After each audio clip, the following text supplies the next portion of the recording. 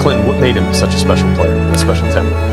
I just think his drive, what Sean wanted to accomplish was unknown. I'm Sean Taylor, University of Miami, the hardest hitter in the draft. With the fifth pick in the 2004 NFL Draft, the Washington Redskins select Sean Taylor, safety, University of Miami. And he goes out the next week and took 40, 50 pieces of tape and just taped up his face mask. I'm in awe because I'm so green out of Utah State. I'm looking at him going, you just do whatever you want to do, huh? I like that. I like that. And he's a It's just, as CP mentioned, like his determination and his drive. His team grappled with how to spend a season and a lifetime without him.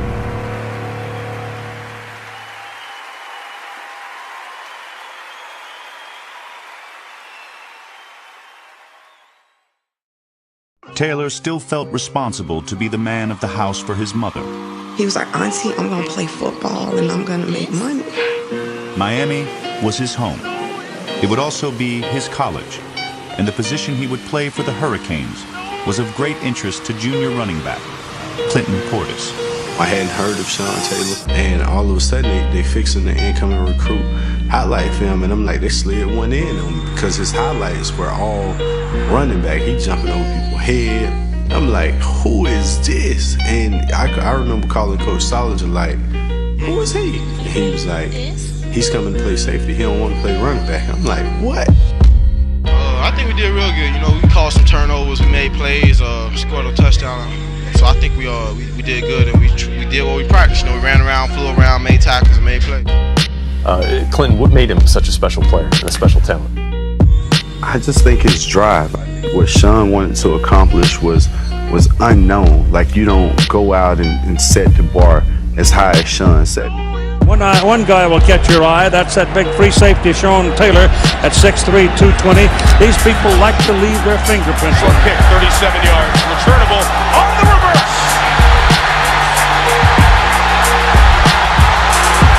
Sean Taylor! Sean Taylor! Randall on the option keeper, into the secondary, and loose ball again. And Miami's got it again. After just 3 years at Miami, Taylor declared for the draft, drawing the attention of a former teammate, now in Washington. I remember, telling Coach Gibbs and Greg Williams, like, we need to draft Sean Taylor. And he would call on the phone and he'd go, Sean. The fake. First down and Sean Taylor touchdown. 47 yards. Looking for help. Gets it off. Big downfield. Fight for position. And it is intercepted on the rebound by Sean Taylor. Keeps it. Throws it to the end zone. And it is picked off. Picked off by Sean Taylor. He threw it right to him. He had double coverage. Fielded at the 17. Sean Taylor. Taylor trying to weave his way through some traffic. Still on his feet. He's got great strength. Here's Sean Taylor in the open field. And now Hill's the man to beat again. All the way to the 15-yard line. Intercepted by Sean Taylor, who goes down and shows the relief for the Canes as Miami. Watch the kick. Scoops it up. Sean Taylor at the 14-yard line.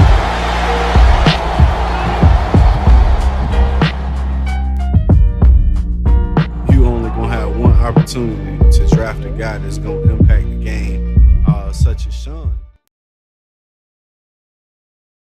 I'm Sean Taylor, University of Miami, the hardest hitter in the draft.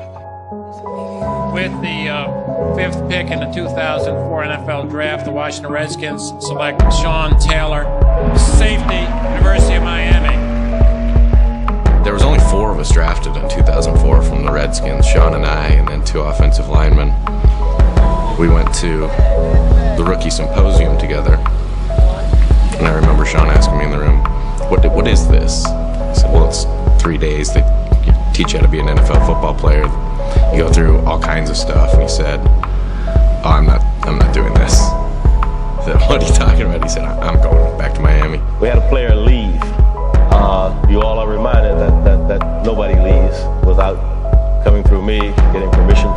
no matter what, unless you're in an ambulance. I'm in awe because I'm so green out of Utah State, and I'm looking at him going, you just do whatever you want to do, huh? I like that. I like that. He kind of charted his own path in life.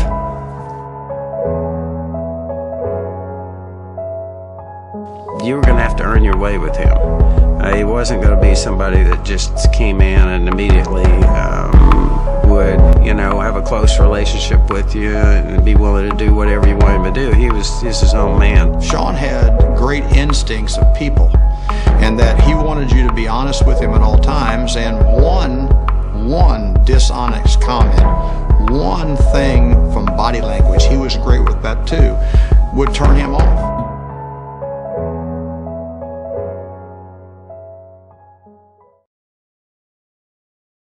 The judge dismissed the drunk driving charge. Taylor, who rarely talks to the media, broke his silence briefly. Feel good, man. I'm glad to be living. Glad to be walking, breathing, smiling, talking.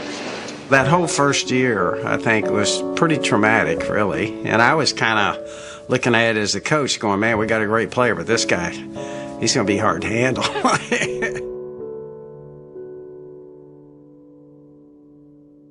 He was never one of those guys to be like, what you're reporting about me or the stories you hear are wrong, here's what really happened. And so from the outside world, when you hear those things, you perceive them as the truth. And then the misconception people have is that, okay, we hear these things about him living recklessly off the field, and we believe them because we watch him play football. And when he plays football, he's reckless. And so people thought that was who he was, but it wasn't.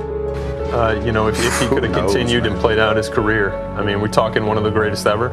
I think he was one of the greatest ever already. So really, it's not if he continues to play. I think for what we saw in the short period of time we saw it, he's already one of the greatest ever. I told the equipment manager, take the face mask off, get it off before he goes out there and gets another fine. And so they put it in my locker, and I'll be damned if he didn't go ahead and tape up the one they put on anyway, and he still went ahead and got fined. What a big guy for safety. When I first got here in 05, I used to see this BMW sitting in the parking lot all the time. And I remember asking Porter, like, who car is that? He like, oh, that's Sean's. And he giggled about it.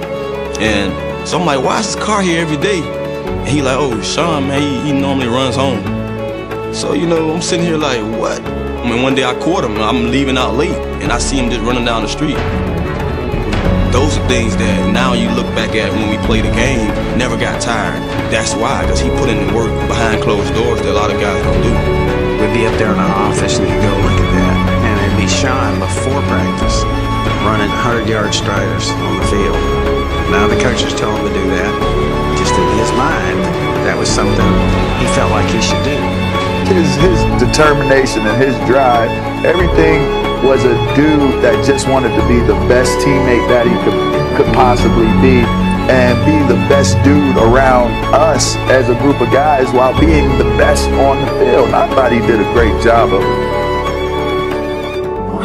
What a good feeling, huh? I really think fatherhood changed Sean. When he hit fatherhood, it was the idea to be the best parent that he could be. And would have been a little girl, he always wanted to be around her. He was a great father, and he was very passionate about his family, and it became, this was his life. When we was going out and we asked him to come out, he like, nah, I'm gonna chill with my daughter. And he wanted to be around her and watch her as she grew. We were actually getting ready to go to Tampa Bay to play, and I had just had a son. I just remember him in that conversation being so in depth, and he was like, man, you lucky. I was like, last conversation we had. He had unusual instincts for where the ball was going to be. I remember we were in Philadelphia. We had to win the game to get in the playoffs. And all of a sudden, late in the game, there goes the ball flying around. Who comes up with it? Sean. He had a knack for just big play. Every game, he'd do something to let you know that he wasn't from this planet and all of us were.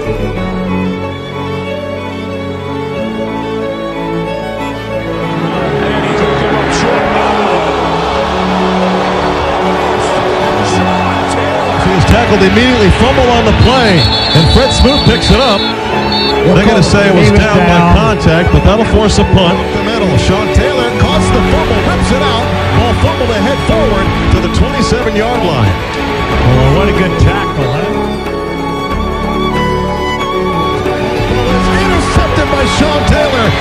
of the 5. They're coming after him. Over the middle. It is intercepted. Sean Taylor's got it to the midfield strike. In at the 41. And Sean Taylor puts him down. Slowed him down at the 40, and Sean Taylor filled that hole nicely and took him up and took him down. He took him up high, too. He did. He is strong. Yes, he is. That's a knockout punch, baby. Wow.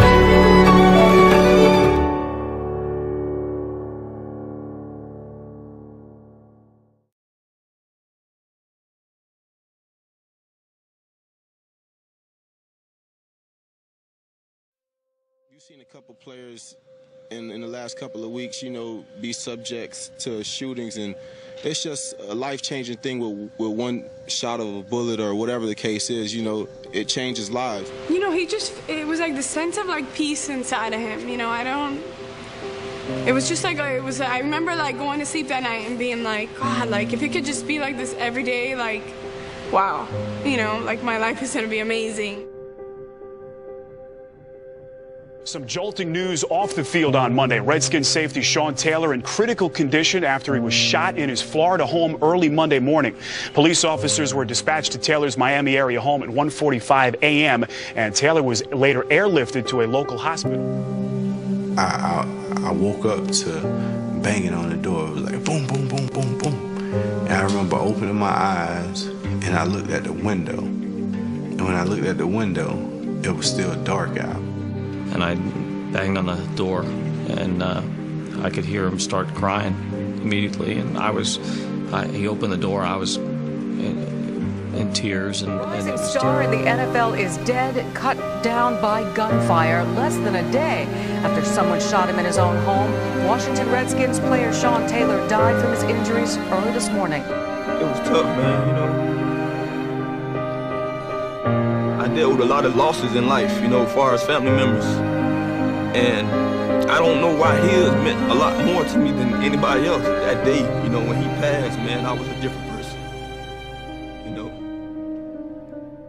At that moment, it's not much you can say. It's like, it's reality. He gone, and you can't bring him back. I think so few of us get the opportunity to say, I love you, or I appreciate you, or I look up to you, or, you don't get the opportunity to pay homage or respect to people who make an impact in your life. And I think just looking at the daily from knowing Sean Taylor from that day on to where my life went from where I was at that moment in hearing of Sean's death to becoming a man or becoming the person that I am now is totally different. And I think a huge part should be paid to the respect and the homage. I had already made up my mind that I was going to forgive him. But I wanted to know if, he was worthy of it. I know my words may not mean much. Over the past 6 years, I learned that Mr. Taylor was a good man.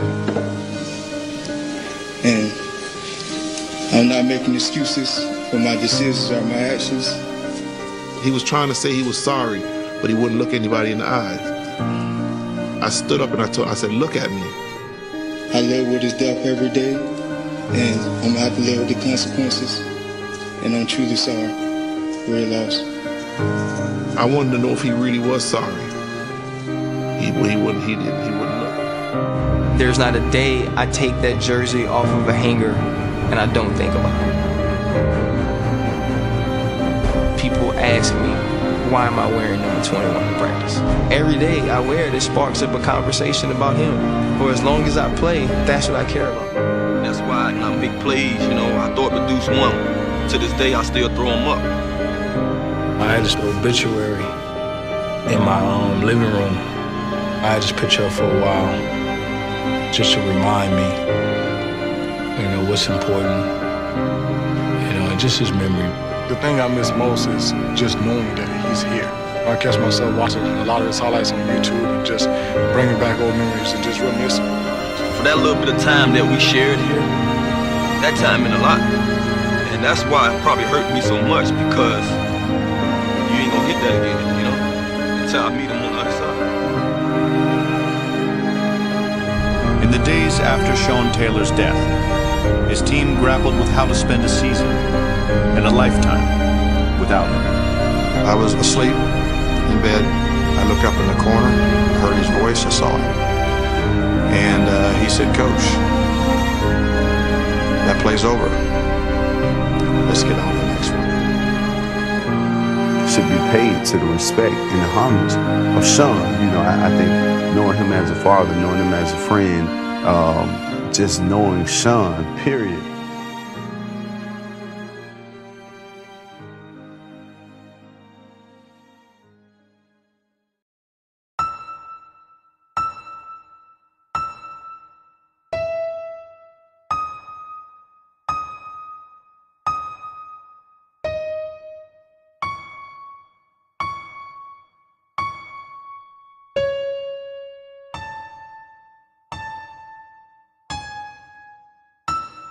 The Sean Taylor that I knew at the time that I knew him, everybody didn't love him, and that's why he wasn't in the media. You know, people perceived him the wrong way, and then all of a sudden, once he's taken away, once he's gone, everybody, you know, it's all of a sudden like, wow, this was a great guy. This wasn't a bad guy. This was a guy that's like me, or this was a guy that was trying to provide for his family. So, in knowing the Sean Taylor that I know, it's great to see the love that he gets. You know, everywhere I go, every day, is somebody gonna mention Sean Taylor. Is somebody gonna show me a Sean Taylor tattoo, or, you know, and it's like crazy because you don't realize you affect this many people.